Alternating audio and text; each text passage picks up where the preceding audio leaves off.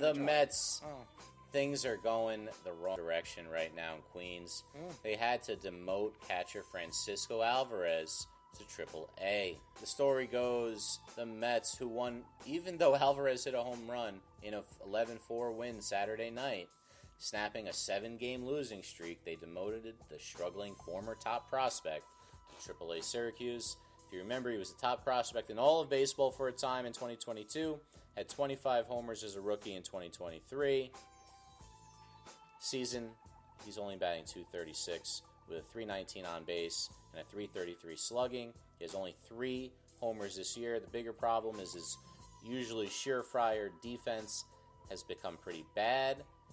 He's had this injury with the hamate bone in the preseason that cost him early part of the year.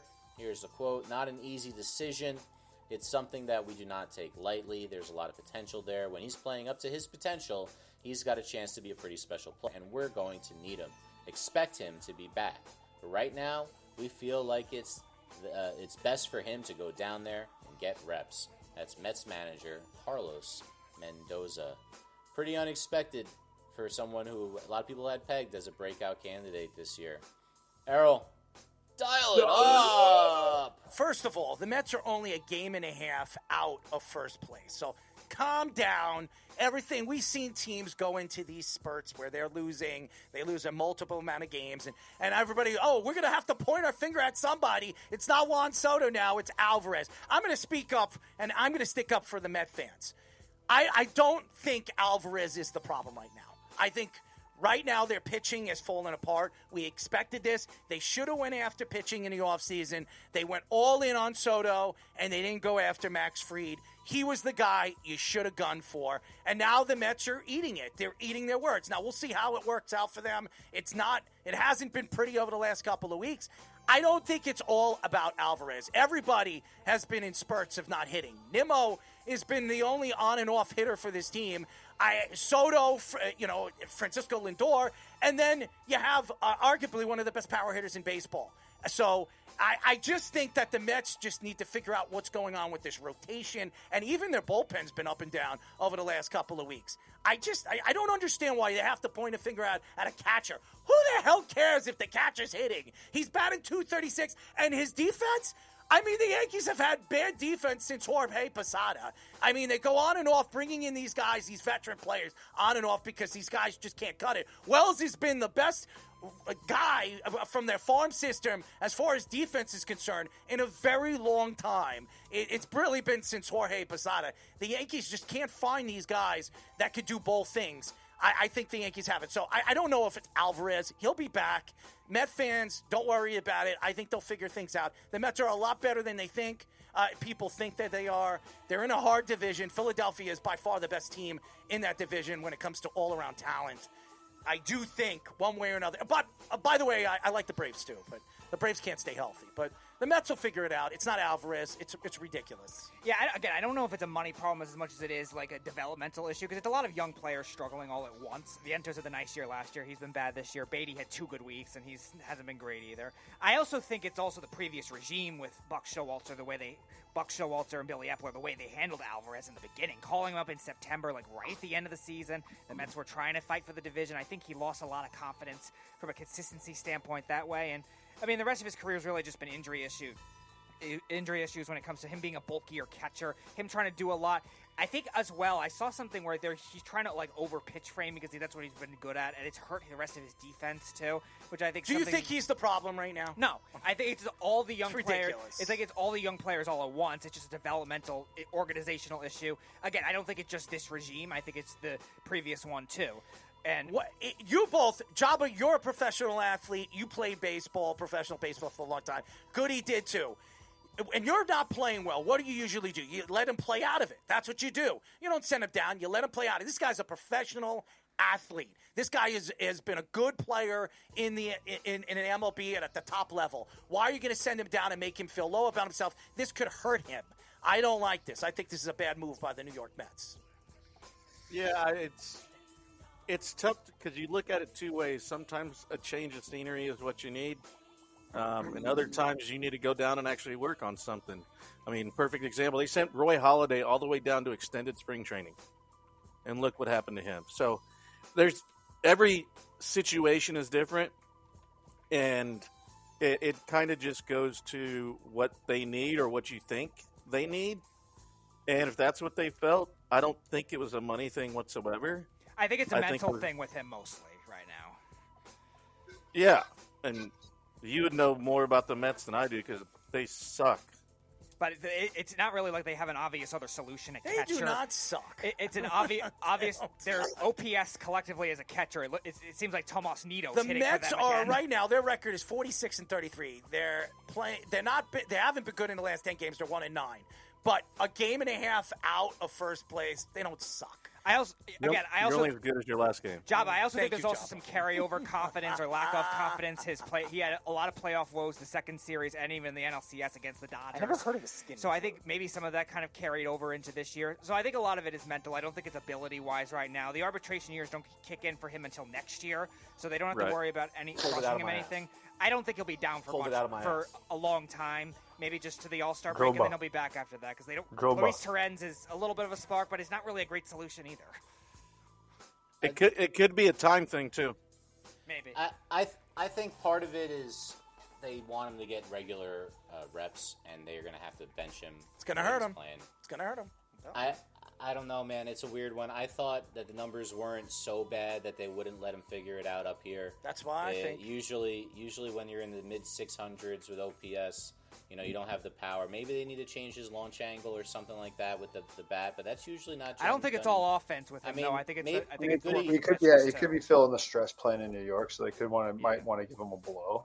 I was gonna say, Goody. Do you think it's something like that, or do you think maybe they're trying to retool a swing or something? I mean, playing in New York is a different beast, so maybe he's just feeling a little. I don't know what the guy's feeling, but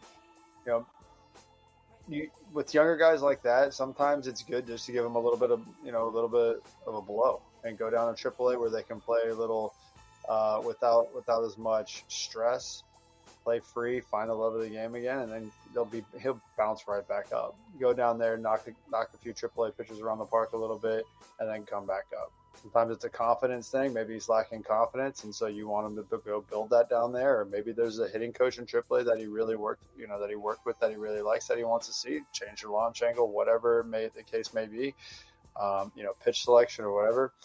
But I mean, it's not uncommon to see that, and as Java said, it could be a time thing as well. So, whatever it may be, I wouldn't expect him to be down there for too long. And if it is a longer stint, then there's probably underlying issues that we don't know about. Milwaukee did it with Jackson Chourio at the beginning of the year for like a week, and then he came back up, and now he's been great. He had just a really bad start to the year. Hopefully, it's the same kind of thing. What do you got, Nathan? You just hope he doesn't turn out as like Jesus Montero. Remember that? Turn out Jesus bust. Montero. Wow. I hope he doesn't turn out like that. I need a blow pop. All right. Well, let's move on to the next story. Moving into the other side of the city, and we got shoeless Jazz Chisholm, and I spelled his name wrong on the graphic. That's terrible. Chisholm. Here it is. Well, you probably prefer it that way. The Yankees, for some reason, played at 11:30 in the morning on Sunday. That's my guy right there, Chaz. Let's go, Chaz. All right, Nathan. Took place from Jazz Chisholm on a DJ LeMahieu single to left. Jazz was standing on second, put on the Jets. As he rounded third, he lost his left shoe as on the throw from Colton Cowser. It took the rookie catcher Maverick Hanley up the line. He got his arm caught trying to tag. Jazz got hurt. He dropped the ball. Jazz's other shoe flew off in the collision and scored after gathering himself without any shoes on. The Yankees would come back and win 4-2. I saw a lot of firsts, said Aaron Judge. 11:30 game to a guy losing both his shoes. I've seen one cleat kind of running, but not both like that. That was awesome. Jazz has hit .350 since returning from a strained oblique with 11 RBIs. Asked whether he should be called Shoeless Jazz Chisholm, he responded, "Wow, is that how Shoeless Joe got his name? He ran out of his shoe. How he got his name? Oh, so he wasn't wearing shoes." Because famously, Shoeless Joe Jackson didn't lose his shoes. He didn't play with shoes on because he felt he could hit better without them. Besides that, Errol, we got a new nickname? Or are you going to stay with your favorite? Dial it up! Shoeless Jazz Chisholm. is his nickname.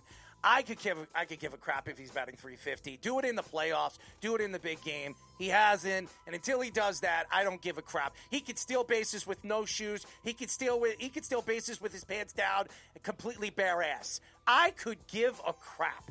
Go play the game and play it hard. That's what you want to hear. That's the Yankee way. And if they don't win a championship, it's because of the one and only shoeless Jazz Chisholm. I don't care about what he does in the regular season. I want to see him bat 350 in the playoffs. That's what I want to see. We got a guy like Gleyber Torres over there in Detroit. We see what he's done in the playoffs. He's been a pretty good hit in the playoffs. Instead, the Yankees decided to deal with this idiot sitting over there dancing around with his nice big long chain and enjoying his damn prancing and dancing. You want to talk about it? You might want somebody else to hit in the playoffs too, there, Mister. If you're going to put it on him, you might want to put it on the guy the MVP. Listen, I bust his chops too. Go look at the drop. Go look at the drop that we have on our intro. Until he hits in the playoffs, that's what he's going to be looked at, as a guy that doesn't hit in the playoffs. Aaron Judge is one of those guys. Alex Rodriguez was that until he did it in 2009.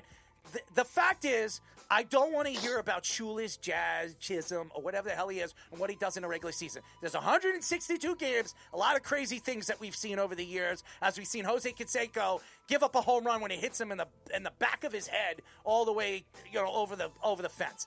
I don't care. Go do it when it counts. Jazz Chisholm could be shoeless Jazz Scrotum. I don't care.